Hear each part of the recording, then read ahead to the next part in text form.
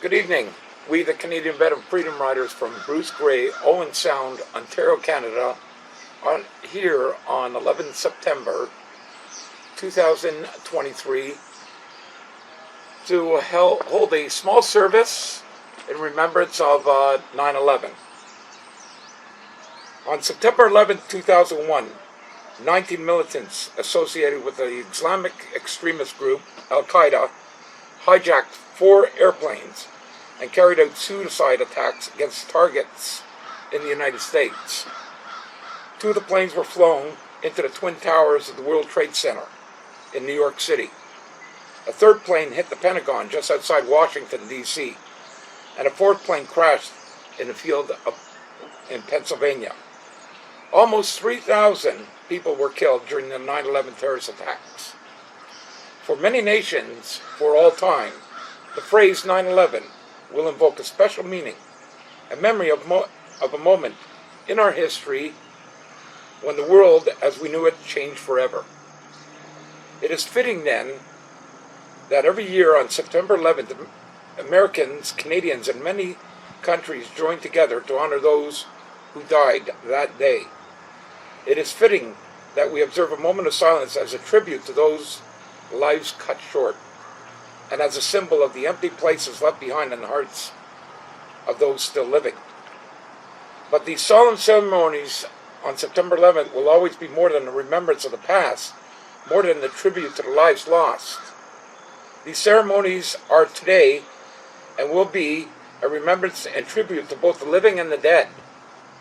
Today we recall and we celebrate what we learned about ourselves on September 11th, 2001.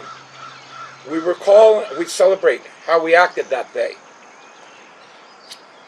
We remember once again how ordinary human beings living their ordinary lives reacted with extraordinary heroism when, without warning and in an instant, they were thrown face to face with the most fundamental questions of human existence. On September 11, 2001, we saw ordinary people choose duty in the face of death as the security guards in the Trade Center continued to help people out even as the buildings were collapsing around them. On September 11, we saw loyalty of friends overwhelm all sense of danger as the New York City firefighters searched tirelessly for their own. On September 11, 2001, we saw ordinary people choose sacrifice for the good of strangers as the passengers on the plane over Pennsylvania refused to allow the hijackers to succeed. On September 11, 2001, we saw ordinary people choosing to spend their final moments expressing their love to their families.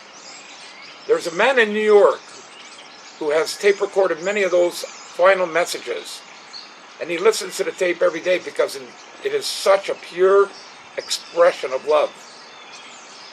Americans and Canadians and many other countries will be meeting like this every September 11th, I am sure, to refresh our national memory of what we learned that day in 2001.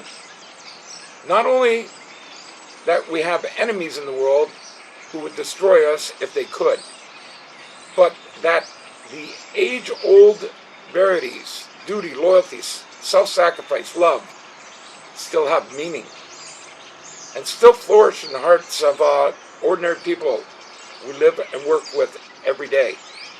So today, as we think back on the events of 9/11, our sorrow over the loss of so many good people should be tempered by the example shown by so many who died and so many who lived.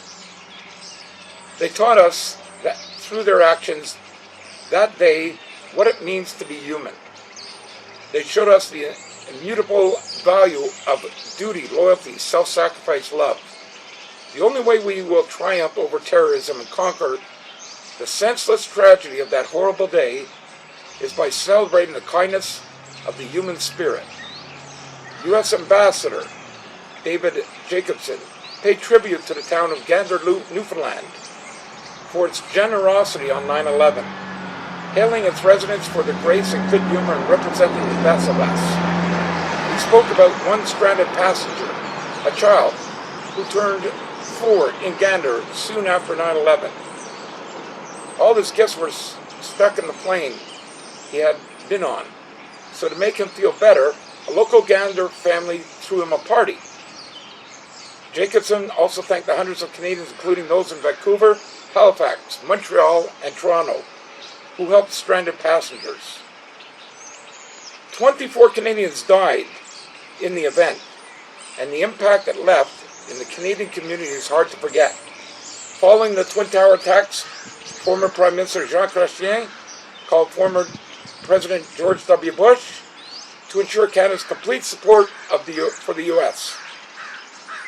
An immediate 15 minutes after World Trade Center's North Tower was hit, the U.S. announced they were closing their airspace as a security precaution. In response, Canada was the landing hub for all departed and arriving U.S. flights. Transport Canada instructed the redirects not to happen in heavily populated cities like Toronto, Montreal, or Ottawa. According to Transport Canada, 224 planes landed in western provinces, leaving 33,000 passengers waiting on the tarmacs. It is reported that passengers were stranded in halted planes for over 24 hours, while authorities performed screening and searches. Once everyone was given the the green light to leave the planes, Canada was left to provide beds, housing, and food for 33,000 displaced travelers. Canadians came to the aid and displaced passengers, dubbing an Operation Yellow Ribbon. Gander International Airport took 39 aircrafts and had to provide shelter for 6,700 passengers, accounting to over half of the current town's population of 10,000 people. Immediately, volunteers and charitable organizations came to the aid of the stranded passengers. Shelter was provided in hotels, school gymnasiums, and church halls. Prescriptions were filled at local pharmacies at no cost, and local businesses and volunteering. Jean Chrétien referred to Canadians as a people united in outrage, in grief, in compassion, and in resolve. A people of every faith and nationality to be found on earth. A people who, as a result of the atrocity committed against the United States on September 11, 2001, felt not only like neighbors, but like family.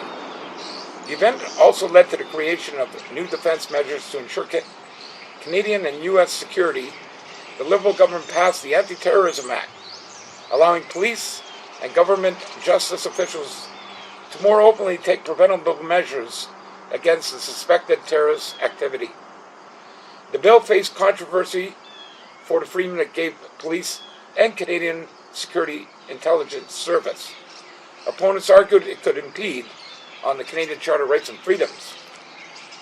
We are generally hailed as a peacekeeping nation here in Canada, but 9/11 marked the war on terror phenomenon that lifted the Canadian military out of the shadows and into the battlefields of Afghanistan, changing the face of the Canadian military forever. A month after the attacks, Canada deployed the Air Force, Navy, and infantry under the code name Operation Apollo. The purpose of the mission was to dismantle the Al-Qaeda terrorist network and to remove the Taliban regime from power. More than 40,000 Canadian Armed Forces members served in Afghanistan from 2001 to 2014, with 158 soldiers losing their lives. The 9/11 attacks were a horrific and enduring time for the human race as a whole.